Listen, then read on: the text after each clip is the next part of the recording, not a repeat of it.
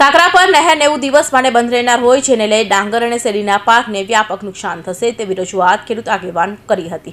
કાકરાપર નહેર 90 દિવસ બંધ રહેશે તો ડાંગર અને શેરડીનો વ્યાપક નુકસાન થશે। 60 દિવસમાં કામ પૂર્ણ કરાવવા કુંવરજી બાવળિયાએ રજૂઆત કરી છે। જોકે ખેડૂત આગેવાન જયેશ દેલાડાએ જણાવ્યું હતું કે 80,000 એકરમાં શેરડી અને 60,000 એકરમાં ડાંગરની રોપણી કરવામાં આવી છે।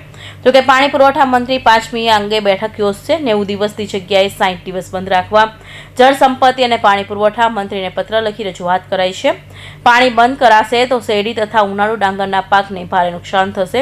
ખેડૂતોની માલિકીની ખાણ સહકારી મંડળીઓને પાકનો પુરવઠો ઓછો મળશે, જેને લીધે ખાણ સહકારી મંડળીઓની આવકમાં પણ નોંધપાત્ર ઘટાડો થશે તેમ જણાવ્યું હતું। જયેશ દેલાડ ખેડૂત આગેવાન। કાકરાપર જમણા કાંઠા નહેર 90 દિવસ બંધ રહેવાના સમાચાર સિંચાઈ વિભાગ તરફથી મળ્યા છે। ખાસ કરીને ઉકાઈ જળાશય સમગ્ર દક્ષિણ ગુજરાતના ખેડૂતો માટે જીવાદોરી સમાન છે।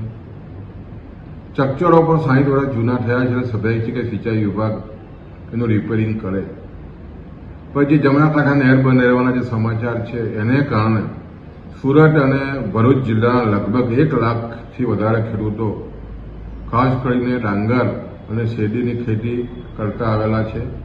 અને ખાસ કરીને જે સ્થિતિ બનવાની છે, ખાસ કરીને જ્યારે ડિસેમ્બર મહિનામાં નહેર બંધ રહેવાની જે વાત થઈ રહી છે એને કારણે શેરડીમાં ખૂબ જ મોટું ઉત્પાદકતા ઘટશે। સાથે સાથે ખાસ કરીને હાંસોટ, ઓલપાડ, માંગરોળ વિસ્તારના જે કાંઠા વિસ્તારના જે નાના નાના ખેડૂતો છે એ લોકો ઉનાળુ ડાંગર બનાવે છે અને લગભગ 60,000 થી 70,000 એકરમાં આ ઉનાળુ ડાંગર બને છે અને મુખ્ય પિયત વ્યવસ્થા આ જળાશયની છે।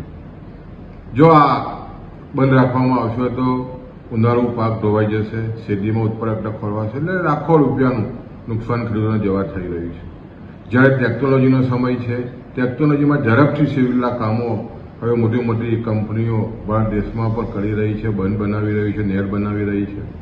ત્યારે અમારા તરફથી ખેડૂતો વતી પાણી પુરવઠા અને નહેર વિભાગના જે મંત્રી છે એમને અમે રજૂઆત કરી છે, કુંવરજી બાવળિયા સાહેબને, અને આગામી દિવસોમાં 60 દિવસમાં ઓછામાં ઓછા સમયમાં આ નહેરનું રિપેરિંગ થાય અને ખેડૂતોને ખૂબ જ ઝડપથી પાછું પાણીની વ્યવસ્થા થાય એવું આયોજન કરવાની અમે વિનંતી કરી છે।